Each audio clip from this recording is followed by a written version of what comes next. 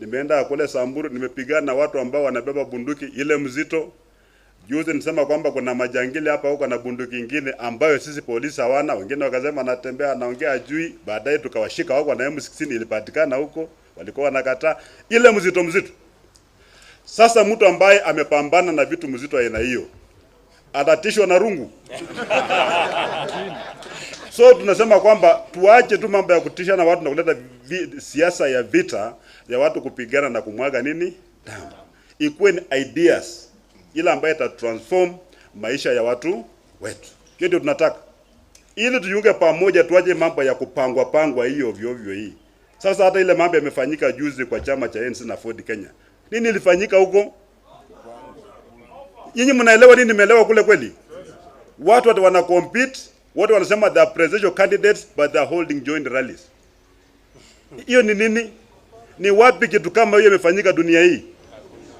Lakini kuna mtu amepangwa pale, ameaibika, amekosa kwenda kuambia kule nyumbani kwamba amefanya nini? Amepangwa.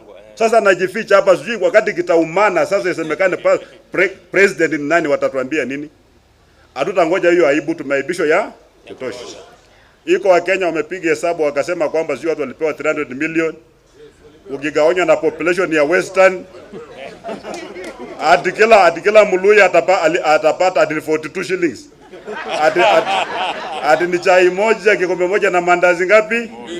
Hiyo ndio value ya Muluya kweli? Hapana. Wamama wetu wamezaa watoto ambao wako tayari kuchukua hatamu ya uongozi. Watu wetu ya Western Kenya wakati wa ukombozi wamefanya nini? Fika. Tumeelewana? Hatutaki kucheza na kura yetu tena. Saa hizi kila mtu ambaye anapanga kura, wale mababe wa kisiasa anapanga kwao wakijua kwamba the Western region ni swing vote. The second largest community in Kenya. Hata by common sense itakuwaje swing vote?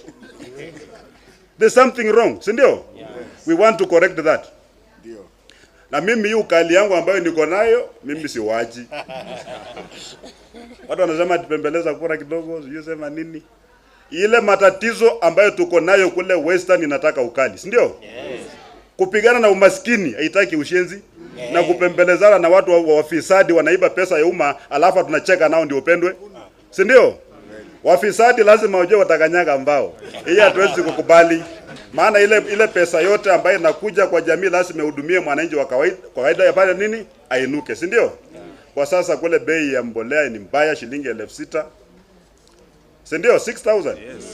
Lakini tumeongea na waziri na atakuja kule kwa my homecoming tuone itakuwa namna gani. Lakini wale magavana wapya wa Western region, sisi tumesema kwamba gunia moja ya mahindi itakuwa inanunua gunia moja ya mbegu. Si ndio? Ya mbolea, si ndio? 1 for 1. Hapana uza mahindi gunia 4 alafu unanunua mbolea gunia moja. Haiwezekani, hiyo sio biashara bwana. Si ndio? Na tutaambia serikali kwamba ukilima mahindi kutakuwa na guaranteed minimum return. Kwamba ukilima mahindi unajua kwa mwaka hata kama mvua imefail ama utapata shilingi 4,000 kwa gunia moja. Kama serikali subsidy so be it. Lakini kubahatisha biashara na watu wetu kuumia, hatutawahi kufanya nini? Kukubali. So safari imeanza. Na safari ni ndefu. Hatutapotea, tuko focused. Hatutakuwa distracted. Wala ambao watataka kuleta matusi waje wafanye nini? Walete matusi. Si ndio? Matusi ni kama hilo umechemsha maji moto, ukimwagilia kwa nyumba ya nyasi inachomeka. Haiwezekani, haiwezi chomeka, just a waste of time. Kwa hivyo let them back. Wala ambao wanataka kupweka wafanye nini?